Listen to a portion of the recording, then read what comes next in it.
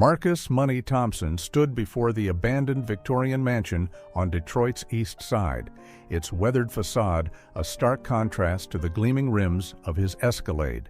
The local kids called it the Trap House, once a stash house turned recording studio, now supposedly haunted. As the city's hottest upcoming producer, he knew a unique recording space could set his label apart. "Y'all scared?" he taunted his crew, trying to mask his own unease as the setting sun cast long shadows across the overgrown lawn. "Man, only thing scary is these property taxes," his business partner Rico laughed, but his eyes darted nervously toward the broken windows on the upper floor. They hadn't taken 3 steps inside before the temperature dropped 20 degrees. Their flashlight beams revealed graffiti-covered walls and expensive recording equipment, abandoned mid-session years ago. Dust-covered mixing boards worth thousands sat untouched. "Someone left in a hurry," Marcus muttered, running his finger through the thick dust. A haunting melody drifted down from upstairs, a perfect beat, but with an otherworldly quality that made the hairs on Marcus's neck stand up. Following the sound, they found a massive studio space on the second floor. Gold and platinum records lined the walls, their glass shattered, but frames intact. "I heard about this place," Rico whispered. 10 years ago, a producer named Phantom made the hottest tracks in the city right here. Then one night, everybody in the studio disappeared. They say he used dark magic to make his beats. The melody grew louder, and a ghostly figure materialized at the mixing board, translucent, wearing a vintage suit and a Phantom of the Opera-style mask. Instead of hiding in terror, the ghost turned and gave them a head nod. Finally, some visitors with actual musical taste. The Phantom spoke, his voice echoing with audio effects. "I've been waiting for someone worthy to inherit my sound." Marcus stood frozen between fear and fascination. You're the legendary Phantom producer?" "Indeed. And you, young man, have the potential I've been waiting for. But be warned, my beats come with a price. Every hit track requires a sacrifice." The Phantom's laughter reverberated through the house's ancient bones, leaving Marcus with a choice: run from the supernatural opportunity of a lifetime or risk everything for the perfect sound. Rico tugged at Marcus's sleeve. "Bro, let's get out of here. This ain't worth it." But Marcus stood his ground, a smile spreading across his face. "What kind of sacrifice we talking about? Because if it's just money..." The Phantom's mask gleamed in the darkness. "Oh no, young friend. The price is much more creative than that." Chapter 2. The Phantom's Past.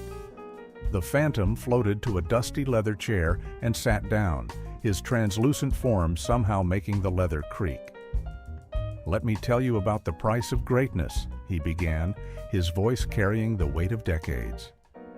"Back in '89, I was Jerome Magic Fingers Washington, the hottest producer in Detroit. But being the best wasn't enough. I wanted to make sounds nobody had ever heard before." He gestured to a faded photograph on the wall, showing a younger man in flashy '80s clothes, surrounded by legendary rappers and R&B singers. "That's when I met a mysterious vinyl collector who sold me rare records supposedly containing captured souls. I thought it was just marketing nonsense until I sampled them." The Phantom rose, pacing through solid objects as he continued. "The beats I made were supernatural. Artists would rap like they were possessed. Every track went platinum, but each time I used those samples, someone in the studio would mysteriously disappear, becoming part of the music forever." Rico's eyes widened. "So all those missing people are still here?" The Phantom grinned behind his mask. "Listen closely to my tracks. You can hear their voices in the ad-libs." Chapter 3. The Creative Sacrifice. "The sacrifice is simple," the Phantom explained, floating to the mixing board. "To make a hit track, you have to contribute something personal to the beat, a memory, an emotion, or even a piece of your soul. The stronger the sacrifice, the hotter the track. Marcus approached the board cautiously. So that's how you got that unique sound? By putting people's souls in the music? Precisely. That trap beat you hear right now? That's my cousin Vernon's basketball scholarship dreams mixed with my aunt's secret sweet potato pie recipe. The hi-hats? That's my first kiss with Sarah Jenkins behind the roller rink in '85. The Phantom sighed nostalgically. Worth it though, that track went double platinum. Chapter 4. The first recording. Despite Rico's protests, Marcus couldn't resist. They set up their equipment alongside the Phantom's ancient gear, creating a bizarre blend of modern and vintage studio tech. The Phantom guided Marcus's hands on the controls. Now think of something precious, something that defines you, the Phantom instructed.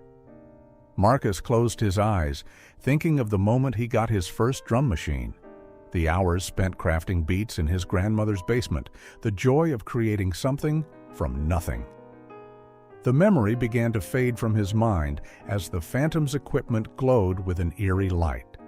The beat that emerged was unlike anything they'd heard, a perfect fusion of old and new school with a haunting quality that made it impossible to stop listening. Rico started nodding his head unconsciously. "This is crazy," Marcus exclaimed, both thrilled and disturbed.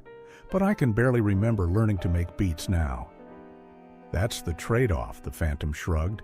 "You can't make timeless music without giving up a piece of your timeline." Chapter 5. The Consequences. The track they made that night blew up overnight. Radio stations couldn't get enough, and artists were fighting to rap over it. But success came with strange side effects. Marcus noticed his past starting to blur, childhood memories fading like old photographs. Meanwhile, the Phantom's influence grew stronger. More disturbing was how the track affected listeners. People would go into trances when it played, some speaking in voices that sounded suspiciously like long-missing Detroit musicians. The Phantom just laughed it off.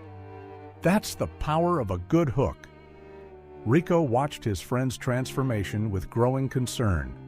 Marcus was becoming more like the Phantom, obsessed with perfecting their supernatural sound, willing to sacrifice anything or anyone for the perfect beat.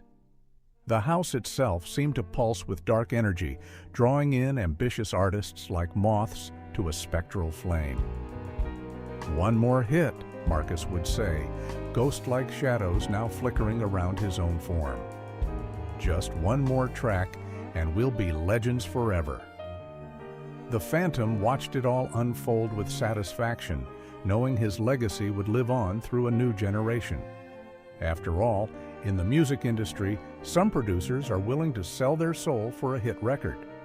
In the Trap House, that was just the beginning of the bargain. Marcus still produces tracks in that haunted Victorian, they say.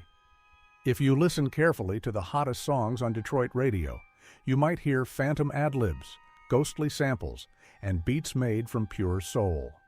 Just don't accept any invitations to late-night recording sessions, unless you're ready to become part of the eternal soundtrack. The Phantom of Trap. Part 2. The Beat Goes On. Chapter 6. When Keeping It Real Goes Supernatural.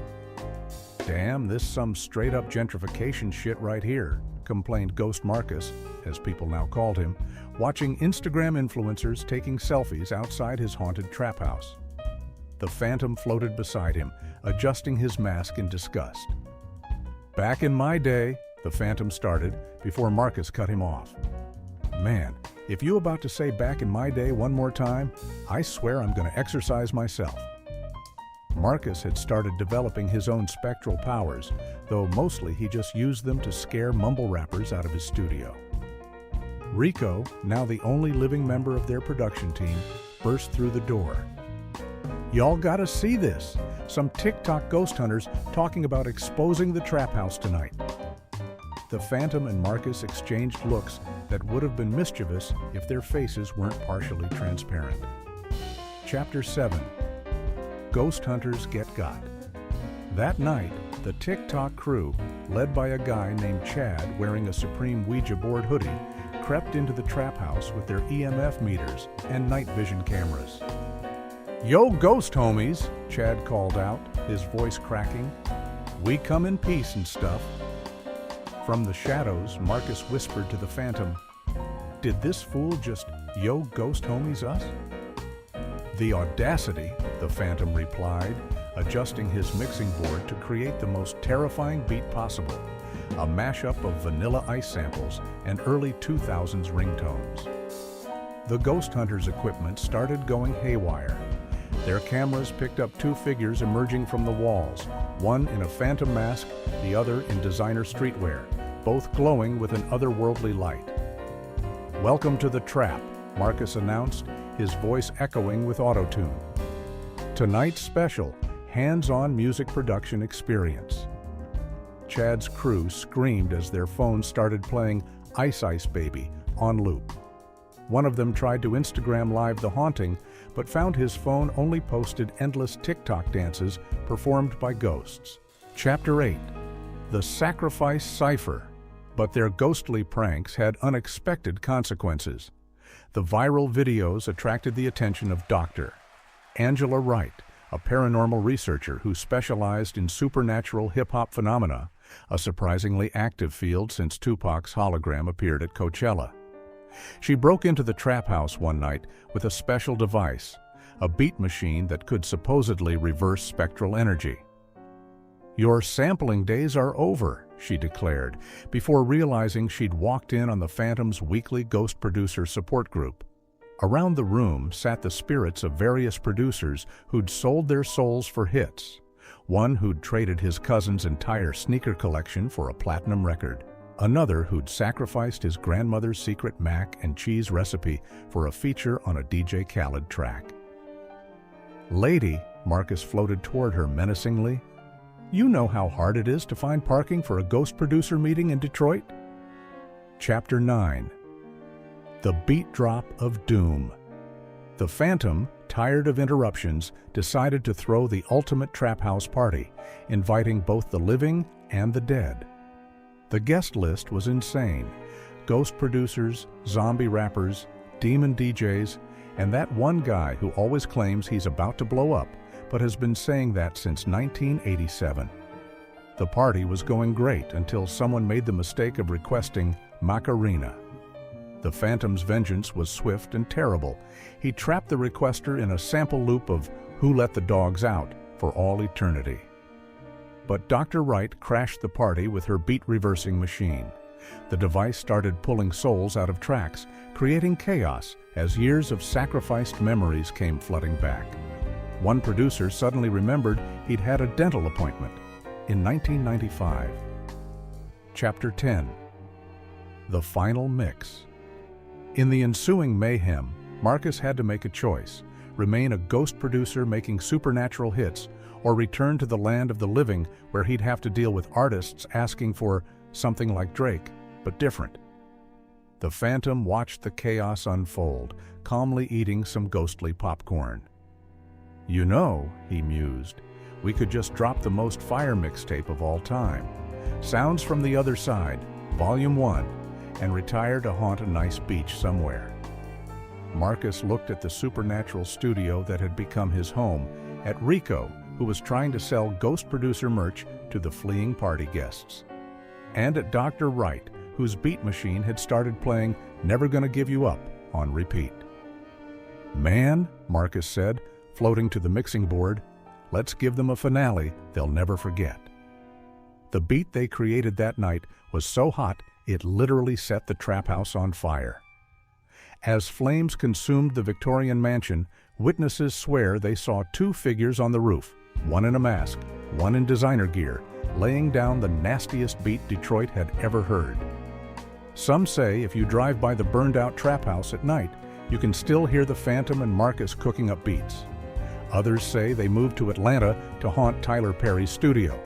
But one thing's for sure, their tracks are still killing it. Literally. The end? Post-credit scene. Chad, the TikTok ghost hunter, finally got his clout, but at a price. His phone now only plays polka remixes of 90s rap songs, and his Instagram posts are haunted by ghostly producer tags. Last seen, he was trying to explain to his followers why his live streams kept getting photobombed by a ghost throwing up diamond chain signs.